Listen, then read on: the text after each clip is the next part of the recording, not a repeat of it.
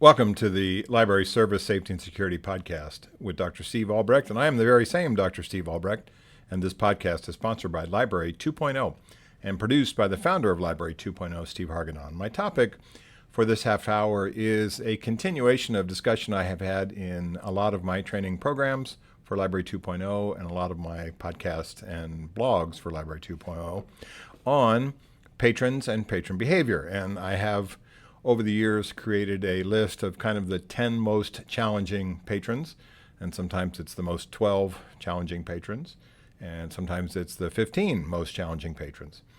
And when I think about challenging, it's a concept that came to me a long time ago when I started back 20 years ago, over 20 years ago, doing library security and safety training, where the term of art back in those days was difficult.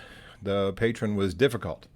They were rude or entitled or obnoxious or angry or threatening or furious or sad or anxious and demanding and sometimes threatening. And so the phrase that was used back then, at least around the library people that I knew, was difficult.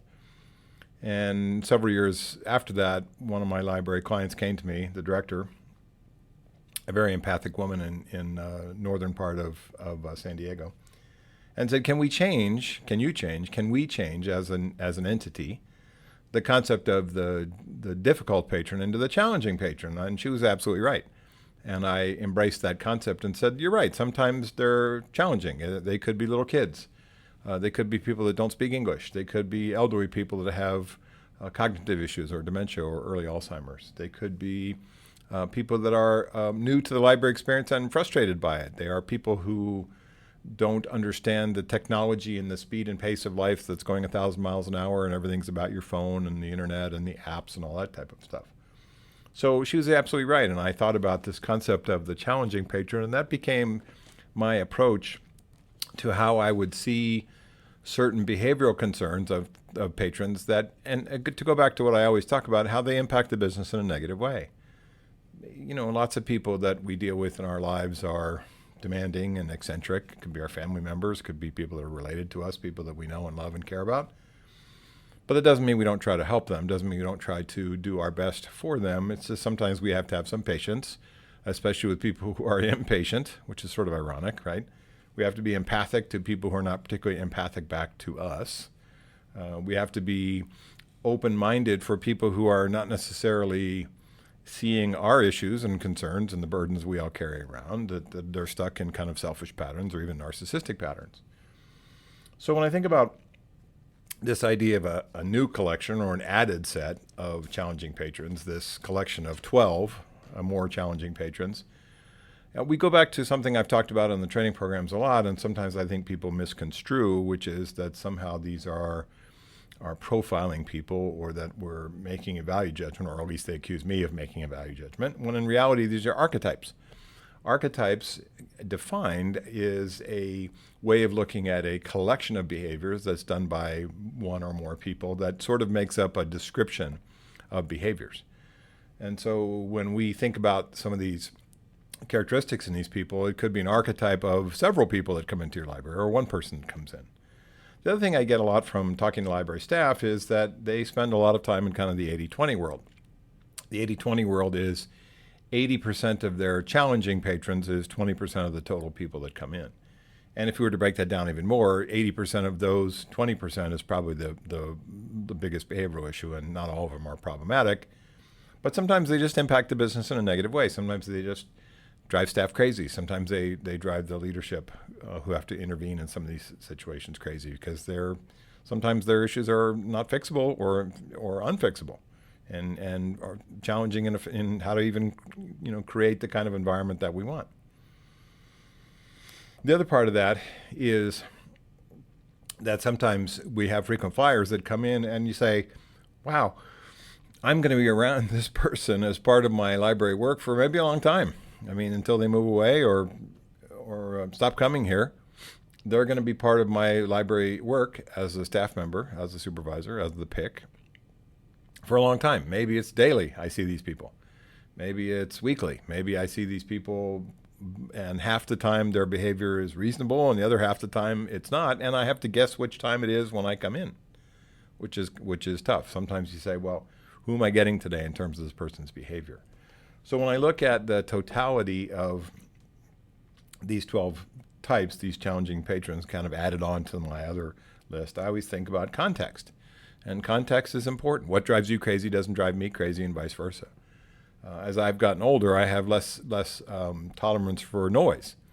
And the noise that I hear from people using their cell phones to make speakerphone calls in quiet places, or people that are watching videos when I'm trying to eat in a restaurant, that stuff drives me crazy, which perhaps didn't even 5 years ago. So maybe your patience for certain things is more advanced than mine, or more advanced than a colleague or a coworker. Maybe your ability to handle situations that kind of drove you crazy 10 years ago but don't now, and you have more patience and empathy for them, good on you, right? If there are things that make you crazy now that didn't before, you have to have a different set of tools for your toolkit to help get through your shift. I understand that. So context is important. What this person means to do is not typically ruin your day. What this person, this patron, challenging patron, means to do is not ruin the experience in the library for other people. But sometimes they just can't help themselves because they are so caught up in whatever the behavioral issue is, and they demonstrate this archetype, this description. I hesitate to use the word labels or profiles. It's not about that. It's about a description, a collection of behaviors, which is this archetype over and over again. So does this person's behavior hurt the business of the library? Then we address it if the answer is yes. If it's just eccentric and no one seems to care or notice it, then move on with your rest of your duties and don't give it a moment's thought. When you look at human behavior, can we change how people are? No. I mean, it's up to them. And they don't. Sometimes people only change at the threat of consequences. And the threat of consequences doesn't mean kicking them out all the time, or restraining orders or horrible end game things like that. It's just simply saying over and over again, you can't do that if you want to stay here. And we have a duty to provide a safe environment for everybody, and we don't want people driving folks out of the library who become afraid to use the library, or who don't want to come to the library because one person on the library floor messes up their afternoon because they're loud or obnoxious or threatening, or that they do things that scare this person away, or their kids, or an elderly person who feels afraid for his or her safety.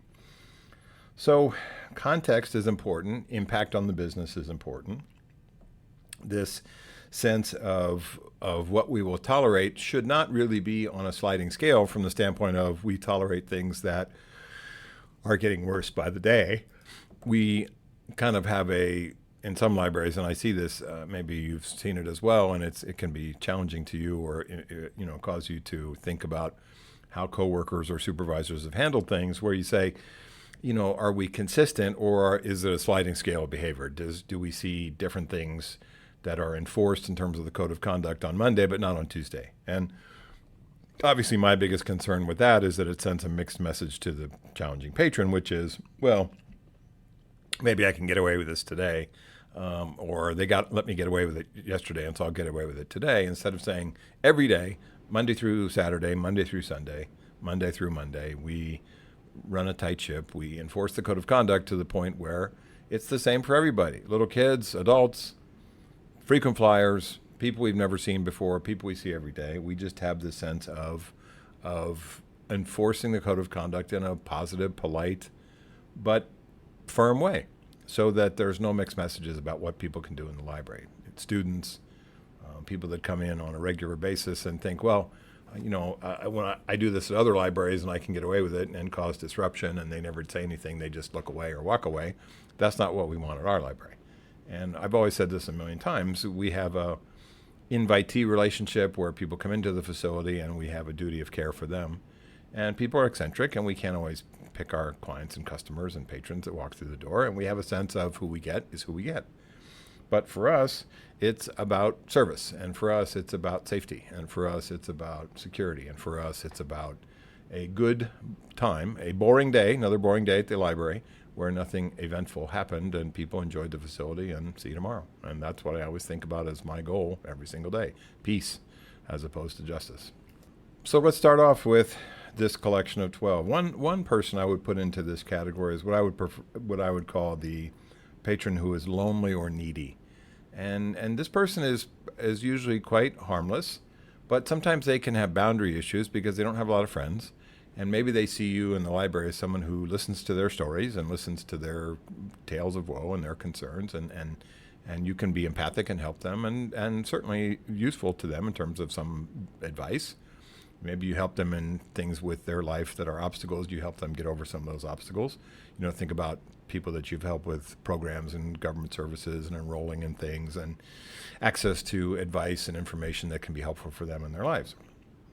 But sometimes the lonely or needy patron won't let you break away and go help somebody else. So they follow you around the library, or they make a beeline for you when they see you, and they spend most of the time in the library trying to talk to you about things that are happening in life and not necessarily things that you can provide information or advice or support or answers to. They just want to talk, which is fine, except sometimes, being lonely and needy means that you are really grasping onto people and wanting to spend time with them. And kind of what happens there, and we may have seen this in your own life with other people, family members or friends, is that too much of them sometimes becomes irritating. Too much of them becomes like, oh no, here she comes again, here he comes again. And you make excuses to get away from them because sometimes they wear out their welcome. I think the challenge for the lonely or the needy patron is to have good personal and professional boundaries with that person, but sometimes just being firm enough to say, hey, I need to step away and do some other things. I'll talk to you later, but I have to go help other people, or I have to go do another part of my job, and so now's not a good time. Maybe tomorrow's better, or the next time I see you, we'll talk some more. And we set, some of those kind of boundaries about enough is enough if that's what it feels like to you. I think about kind of a similar type of patron is the one who monopolizes staff time. And the person who monopolizes staff time oftentimes comes in with really complex issues, unsolvable or hard to solve problems that involve a lot of computer time, a lot of internet time for you, a lot of research time for you. And it's not that you are not willing to do those things. It's just you say, wow, I thought this would take 15 minutes. Turns out it takes 2 hours. And this person comes in with things that they want you to help them on that social services can't help them with. Or they come in and want help with things that have been a 10-year problem for them and not a 6-month problem. Or they come in and they talk to you about stuff which they are not. And this is the challenge with this type of patron, is they're not satisfied with the answer.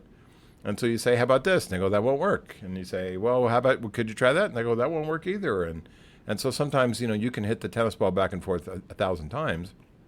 And all they tell you is, that won't work, or I've tried that, it didn't work. And then what else can you do for me in terms of an answer? Is don't you know how to solve all my problems because you're an information processor, an information researcher. You're someone who's a professional librarian. Why don't you know all the answers to everything in the world? And it can be really challenging to say, here's the best I can think of. And oftentimes for this group, I think one of your strategies is to use the rule of 3. And the rule of 3 is these are the best 3 things, or the 3 best things, or the 3 most likely solutions for you that I can think of. And they go, well, none of those will work. Or I tried those and they didn't work. Or that person never called me back. Or that entity never responded to my emails or whatever. And then you say, I've been thinking about it and I'm back to the 3 things again, which is, the best I can think of for these particular situations, the same 3 things I just said to you. Because what you're trying to do for them is not hit the tennis ball or the ping pong ball or the paddle ball, whatever, the pickleball, back and forth ad infinitum until you're exhausted, but just say, it's not up to me to help with those things beyond what I can think of beyond these 3. If we've tried a lot of things, these are the final 3 that I'm really think I can do for you. And sometimes they realize that it's up to them, and it's up to your best support and help and advice to give them those 3, the final 3 answers. If it was, we're on a game show, that's our final answers. To say, these are the things I think will work best for you, and say, it's up to you, patron, to go and try. And so that monopoly of staff time is kind of like the lonely or the needy patron, which is, I've got to go do another part of my job. And if there's no one else around, you don't say, I need to go help somebody else. There's nobody else there. You say, I need to go and do another part of my job. And it's about the boundaries. I tell you one that comes up a lot in my live training programs, and not usually for the larger group, but people come and talk to me off to the side, which is the staring patron. And I've written about this person, and I've puzzled over it, as the Grinch said in The Grinch Who Stole Christmas, until my puzzler is sore. I don't know a perfect answer for, and I get this mostly from female employees with a male patron. I've not seen other examples where female patrons stare at male employees. It may happen, but it's never come to my attention. And so what we see is this person stares at the female staff member, one or more of them, staff members, and it's done in particularly an irritating way or a sexually provocative way or a way that seems like they're leering, or sometimes just done because the person seems bored and just wants to watch you do your work. But a lot of library staffers that I talk to get highly offended. And I understand it. It doesn't happen to me, obviously, sitting in my office by myself. But I understand their anger, and I understand how they get offended by the behavior. And I understand, as best as a man can understand, that sometimes women feel this is intimidating behavior. Sometimes it's inappropriate behavior. It makes them feel uncomfortable. It makes them feel like this person is sort of sizing them up, as a woman, and they don't like it, and I get it. I think the challenge for this type of patron, and this is really the struggle that we have when we talk about this collectively with library staffers, is to confront it and say, it seems like you're staring at me, and I'd like you not to do it. I could be wrong, and I'll give you this benefit of the doubt for this particular moment here, but I'd like you to stop either way. And if you think about this sense of the staring, it's about boundaries. And it's about calling this person out in an assertive way, which is challenging. Sometimes this can be embarrassing for the staff member. It feels. I hear this a lot from employees, which is, why do I have to discuss this? Why do I have to mention this to a patron? Why don't they just not do it? And my answer is, I don't know why they do this. I don't know whether it has a sexual connotation to it. I don't know whether it has a boredom connotation to it. I don't know whether it's related to autism or Asperger's spectrum issues. I don't know whether they realize they're doing it or they don't realize they're doing it. I can't always tell whether they get some sort of kick out of it or they find it, the attention that it creates when they do this, to be a good thing for them. It's a head scratcher for me. And the other problem I get when I hear library employees talk about this, what they say is, if we do have the courage to confront this person's behavior and tell them to stop, it only lasts for a short period of time, a week, a day, a month, and then it starts back up again. I have thought about this for those types of patrons who may be cognitively impaired or could be elderly or could have issues around cognitive issues around Asperger's or autism or things like that, where they may have a caregiver or they may have a person who watches for them in the library. And you could talk to that person and say, hey, can you help me? I may be wrong, and it's what it seems to me is this person staring at me and makes me uncomfortable, makes other coworkers uncomfortable. Could you help us with this solution for that? That may be possible if you're able to talk to the person who's the caregiver. Maybe the supervisor is the one who has to step in these situations, and here's the issue there. Maybe it has to happen multiple times. That's the biggest challenge of this collection of people that we're talking about here. There is a group of people, and it could be one person or a group of people. It's what I call the triple E patrons, entitled, eccentric, and exasperating. I wrote about them, talked about them in the Safe Library book and in my chapter about challenging patron behavior. I think there's 12 to 15, and this is one of them. The triple E patrons, entitled, eccentric, exasperating. They're entitled to your attention. They're entitled to be rude to other patrons. They're entitled to be rude to other staff members. That's just how they feel. They can be eccentric in their approach to life. They can be politically eccentric. They can be behaviorally eccentric. They can be pushing the boundaries of polite behavior around other people in social situations all the time. They may say things just to see if they get a rise out of people. They may say things to get people intentionally angry. They may say things to get themselves kicked out of the library on purpose, just to see what the reaction is going to be. And the last one, this idea of exasperating, is they can drive staff members crazy, especially if they're in that frequent flyer modality, which is, here this person comes again. They say rude things. They say sexually inappropriate things. They say racially inappropriate things. They say politically inappropriate things. They swim upstream in terms of the norm of people gathering in a public place, strangers gathering in a public place, because they like to be provocative. They like to draw negative attention to them. which again, to me, as an introvert, and you may be the same, is a head scratcher, because it's like, why do you draw negative attention to yourself? Why would you put yourself in a position where people look at you with disgust or with anger or with fear or about what you're going to do? Why would you do that on a regular basis? And that's that and the combination of these three, right? Entitled, eccentric, and exasperating, or entitled and eccentric who becomes exasperating, is really a big challenge. If we break it down, the entitled person is that one who has, and this is the interesting part, they have low self-esteem, and so they mask that with bullying behavior. They mask it with bravado. They mask it with, provocative statements like, you work for me, or I pay your salary, or my taxes pay your salary, and I demand that you do this, this, and this. And they don't typically thank you for your efforts. They don't. If they do appreciate what you've done for them, it seems subterranean. They don't express it, because that would be them saying thank you to you would be a sign of weakness, perhaps, for them. Their impatience sometimes bleeds over to conflicts with other patrons, which is they'll cut in line, or they'll interrupt a conversation that you're having with a patron about something, or they'll just step in and hand you something, or ask you to check out something, or do whatever it is that cuts in front of the other person. They tend to be dismissive of other people, just like they're dismissive of your efforts.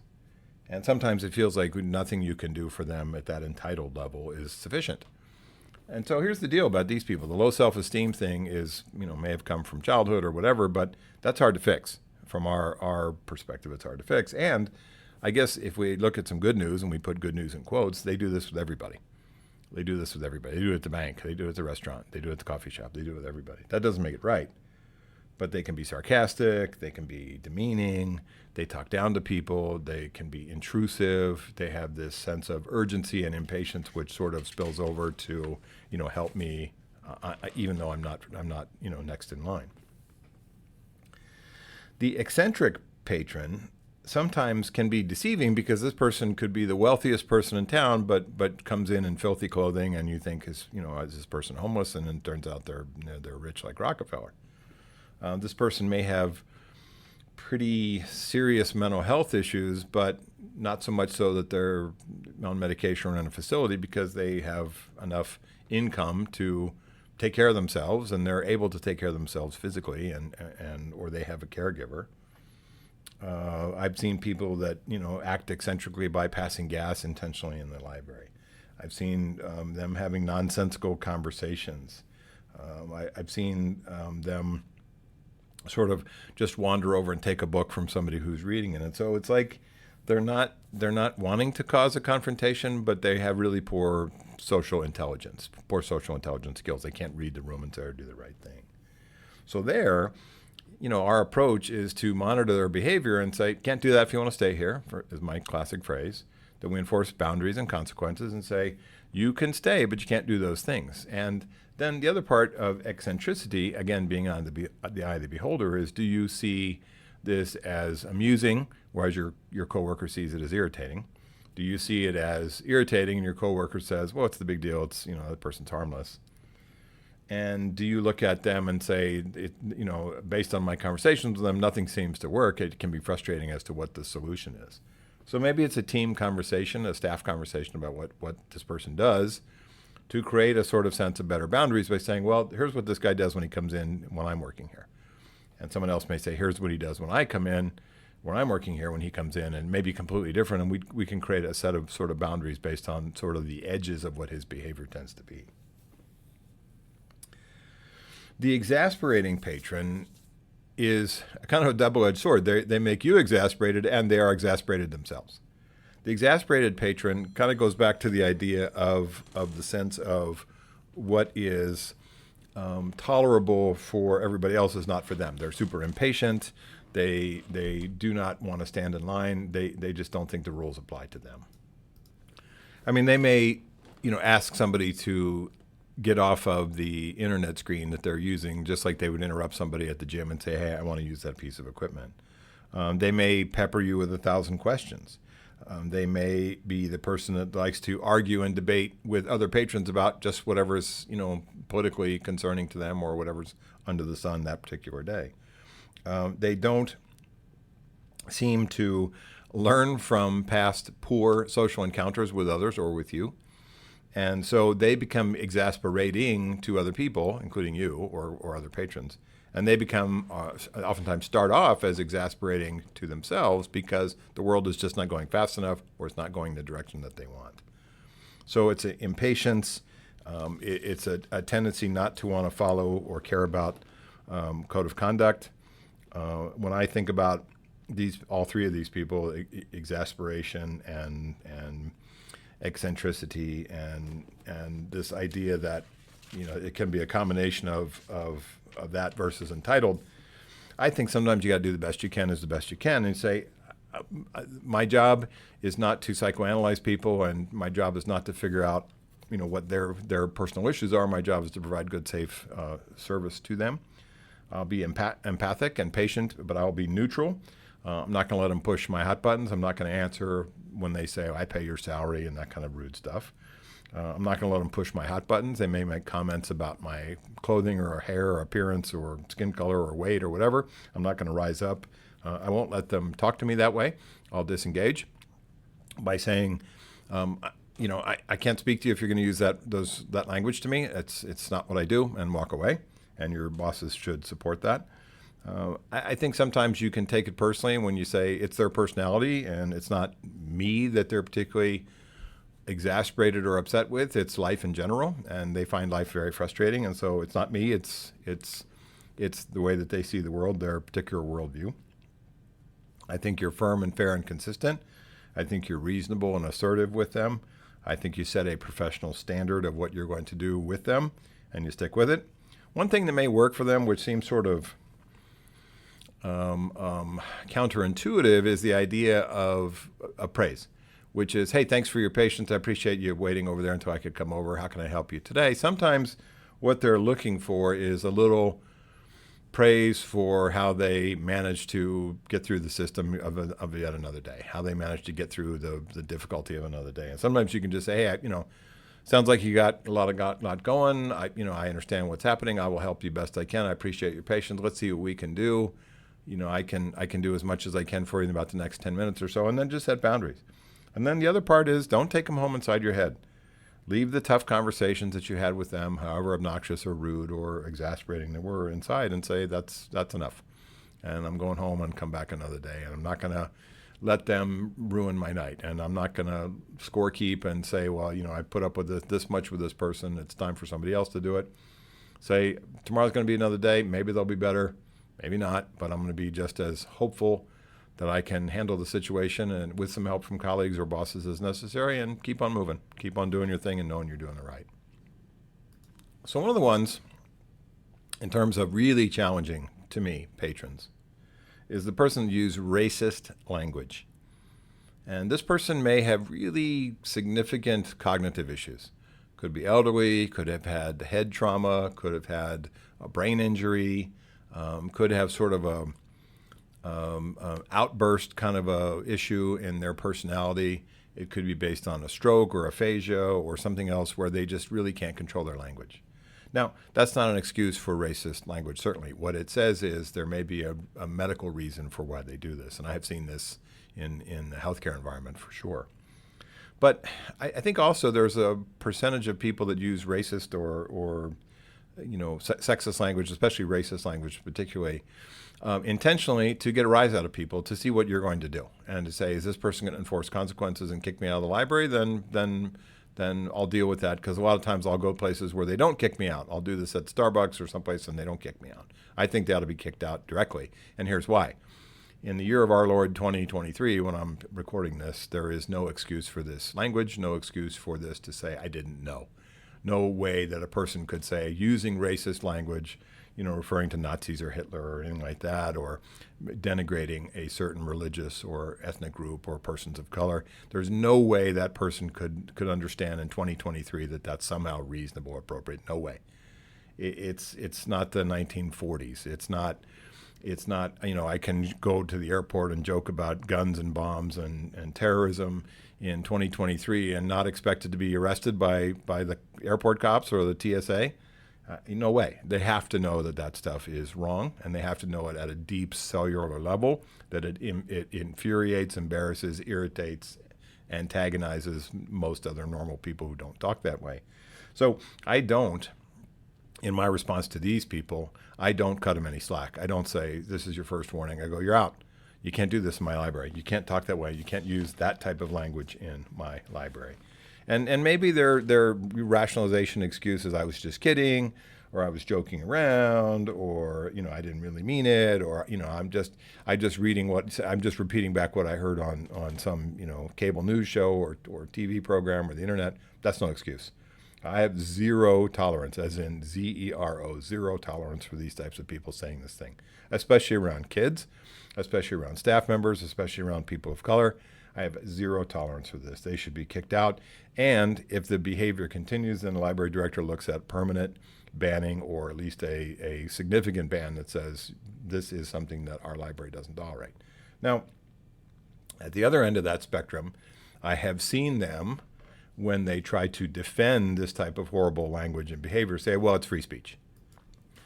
And I'm like, too bad. I don't buy it. You're not a lawyer, and I'm not one either. I'm saying to them, right? But show me where you can use hate speech in a public place, and people will tolerate it. Free speech has limits, and free speech is not unlimited to say whatever you want. I don't care what the Constitution says when it comes to racist hate language. I just say, okay, go out and stand in the middle of the street and scream all you want about this. Go down to the end of the block and scream it all you want. But in our facility, this stuff hurts the business. In our facility, this stuff makes people afraid. In our facility, it makes people angry. In our facility, it is not tolerated. So then, let me switch over to a kind of a collection of patron behaviors, and it may have something that you see. It may have reasons for why this exists, and it really goes down to caregivers in two areas. One is the caregiver who is taking care of a child who ignores that child. And the child wanders off and gets behind the scenes at the library and ends up in the break room, or the kid goes outside and we find him or her playing in the fountain at 4 years old, or the kid's on another floor and managed to get into the elevator and get upstairs, or the kid's in tears, fell down the stairs going to another part of the library, and the parent or the caregiver, and it could be a babysitter, could be a relative, is nowhere to be found. That's not abuse from the standpoint of they physically harmed this child, but it's the same sort of malfeasance, which is you're not paying attention to this kid and something bad could happen. So we have to talk to them. Sort of the worst end of that spectrum, the other side of that person's behavior around this kid, is the person who intentionally abuses the child. And this could be emotional abuse or specifically physical abuse, whether it's a parent or a caregiver, a babysitter, or someone who's supposed to watch this child and is actually abusing this kid. And there are two types of abuse: emotional abuse, where the child believes they're going to be physically harmed by this person. They are threatened, I'm going to kill you, and the kid believes it. Or we actually see this person hit this child or inflict corporal punishment on this child. I've talked to a lot of library people, and they say, I'd go over and grab this person and tell them they can't do that in my library, and that's admirable, but it's the wrong approach. It's a good way to get sued or even arrested, and your intentions sometimes get misconstrued. What I would do in those situations is try to gather as much information as I could about who is involved in that. I'd call Child Protective Services as soon as the people left, as soon as it was safe to do so. And I've talked a lot about this, and I've done podcasts and webinars on adult protective services and the elderly and child protective services for kids about initiating an investigative protocol about these things by calling the CPS or APS number in your county to say, here's what I saw. And maybe they know a lot about this caregiver, and I use that term in quotes because they're not giving care, they're abusive already. Or maybe you start a discussion amongst them that they start an investigation with the cops or with other social workers, and they get this kid out of harm's way. Other side of that coin is the elderly. And here we may have an elderly person who, a couple ways to think about it. One, we have an elderly person who cannot care for themselves physically, pretty serious cognitive issues, dementia, Alzheimer's, and they're wandering in a library they end up getting hurt or fall down or get into a place where they get stuck or something like that. They can't get up. They fall down in the restroom, or they're in some part of the library they're not supposed to be, and they don't realize it because they are either not being supervised by somebody who's supposed to watch out for them, or they've come on their own, and it's at a crossroads time in their life where they need care and they need someone to watch out for them. That's a hard conversation to have as well. But if you can figure out who this person's family members are, or who caregivers are, or even their doctor or something like that, that's the kind of conversation to say, hey, we're worried about this person's safety at their level of age in our library. It's become a concern as we witness. And sometimes we have to have, family members have to get involved to say, well, I used to think he was okay, he could drive himself to the library, but it's clear that's not happening anymore. The second part goes back to what I said about the kids, which is this elderly person is being abused by a caregiver. And here, again, caregiver in quotes, they're not giving care, they're abusive. The caregiver could be a family member, it could be a home health aide, it could be a stranger that has wormed this way into this person's life. We've seen it with homeless people, we've seen it with church people, we've seen it with neighbors that somehow move into this person's life. They're physically abusive, emotionally abusive, and then, of course, the primary driver for elder abuse is financial abuse. In that situation, again, how much information can you glean from the person who is the victim to call Adult Protective Services, a different entity than CPS, obviously, other end of the spectrum. In some states, it's 60 years old. In some states, it's 65, where they are elderly, or if they're a developmentally or cognitively disabled adult who cannot care for himself or herself, that's 18 to 64 or 18 to 59. Call APS and say, this is what I know, this is what I have witnessed, this is what I have seen, I'm concerned about this person's safety. Again, they will start an investigative discussion amongst their colleagues as social workers, make contact if they can, figure out what they need to do. Last three. I think about the perpetually angry patron, always upset. And this is what I would call a professional irritator. They're either irritating other people or they're irritated. That's kind of different than the exasperated patron. The irritating, perpetually angry, endlessly angry patron has anger issues. They're explosive. They take a small thing and blow it up. You say, we're out of that book, and maybe, I can put it on hold for, how dare, what? This is an outrage. And they just blow up, right? They explode. I'm not always sure how to handle that person other than to let them vent and not argue with them about stuff and let them be as loud as they can be in a public space and not engage in a battle with them, to sometimes help them realize I'm being ridiculous. I'm being way over the top about this. Sometimes they recognize that their anger is out of control. Sometimes they're working on it with medication and therapy and behavioral help, but sometimes not. But I have seen anger with people really ruin their lives. I mean, road rage, and they do stuff in a parking lot that gets them arrested. They do stuff in domestic violence or child abuse. They do stuff at work that gets them fired. And anger is an interesting emotion in our world in terms of consequences. And oftentimes these people that have these consequences, including getting kicked out of the library or banned for being angry and threatening to other people, including staff or patrons, they don't realize the impact until it's too late. They end up in jail, they end up in the hospital, they end up fired, they end up out of their particular family relationships with kids or spouse or partner because of their anger, and oftentimes they don't see the light until it's too late. For these people, I say, pay attention to the safety and security part, but stand your ground and say, you can't scream at me, and I can't help you if you scream at me. It's against our policy for you to scream at me, and if you're going to curse or yell or lose your temper, I have to walk away. Just can't do it. No consequences for their behavior, which they do a lot. It's going to continue, and I think we have to enforce consequences by saying, I'm not going to help you, I'm not going to provide service to you if you scream and yell. And the problem with these folks, and I've seen it, maybe you have too, is the smallest thing makes them furious. The smallest thing makes them over the top angry. They take their anger personally. Someone brushes past them and says, "Excuse me," they start cursing at them and say, "How dare you? You assault me." They're hypersensitive. Their anger is really over the top. Last two. The technologically confused patron. This person, despite your best efforts and help to try to get them to be able to use the internet or the mouse or the keyboard or the laptop or the tablet or the game or the PC software that they're attempting to use, they can't remember it. They don't want to remember it. They get frustrated super easy. So here, I think we really have to grease the skids for success. I think we have to use things like cheat sheets and templates and send them to YouTube and write down more than once, maybe several days, weeks in a row, the answers, instructions, steps, protocols, step-by-step process for certain things for them to use. Click on this first, and I go over to this, click on that, so that they can start to memorize and remember. Because oftentimes I see they lose the piece of paper you gave them yesterday about this, how to work the piece of software. And sometimes I think there's a learned helplessness there, which is, oftentimes if they're older adults, they're like, I don't want to learn all this computer stuff. I just want somebody to help me. You may have seen that, which is, at my age, I don't want to have to learn some new thing. I just want somebody else to help me all the time, every time. And that can be super frustrating for staff because you say, I don't have time to walk through this same stuff with this person every single day. How do I log on to the computer, which they should know at this stage? A couple things. One, the cheat sheets, the templates, etc. Two, can you partner them with somebody, another patron who has infinite patience? Can you partner them with another colleague who's more patient than you and can start over with them? Can you say, that's the best I can do in terms of helping you?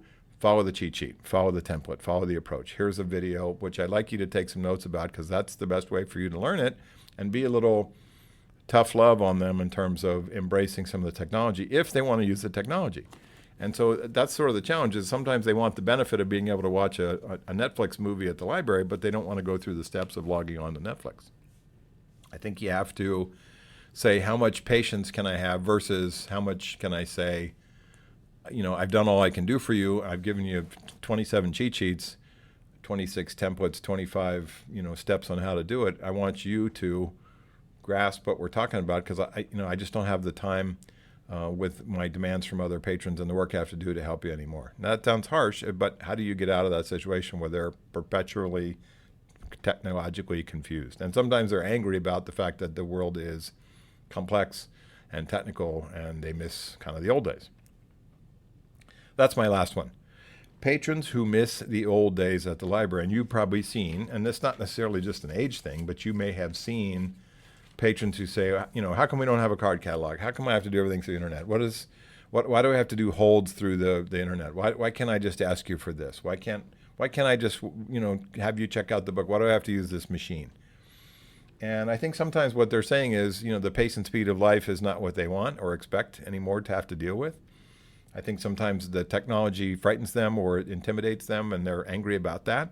I think sometimes they saw the library as a place of refuge, which it was, stone cold quiet all the time. And now we got kids and programs and folks, having gatherings and meetings and doing stuff in the community, which they don't understand the why it happens at the library.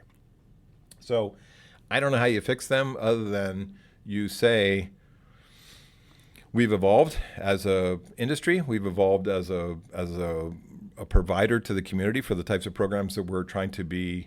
And, you might say to them, you may recall in the old days that the main thing we did at the library was literacy programs for kids and literacy programs for adults, people who couldn't read. We helped them. We helped kids, learn to read. Well, we're moving so much farther past that based on the needs of the community and the demands of the community in terms of education and services and things and programs we provide.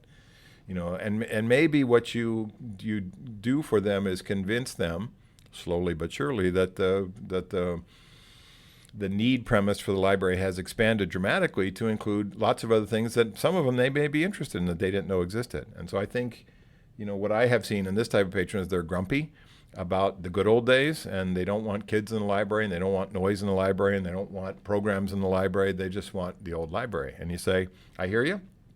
Recognize, acknowledge that, and say, maybe there's something that we're doing here that you might find spectacularly enjoyable that I can connect you to.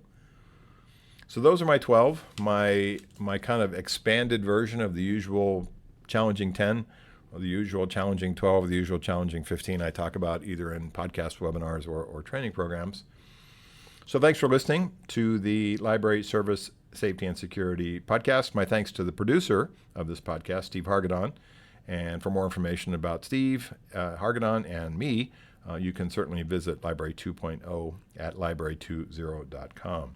You can always reach out to me through askdrsteve at library20.com. That's just like it sounds, ask drsteve at library20.com, and that'll come to me as an email. Until then, Dr. Steve Albrecht, thanks for listening to the Library Service, Safety, and Security Podcast.